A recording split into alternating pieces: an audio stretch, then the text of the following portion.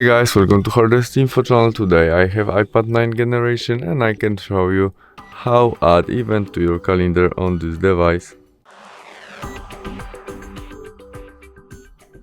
Starts off opening calendar application.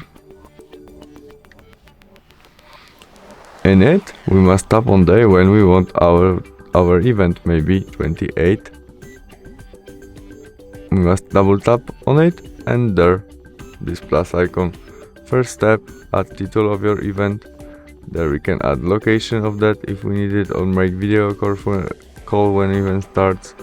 There we can set when event starts and finish, or we can set by switch on. It will be all day event in this day. Repeat of that if we need it.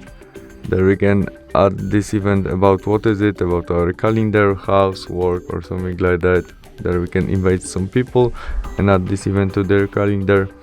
We can set alert as reminder, maybe on day of event at 9 or 2 days before, and you can add more than one event alert, add attachment to that and notes. After you set all you need, you can click also on your reminder and add this event to your reminder application and set when we want reminder.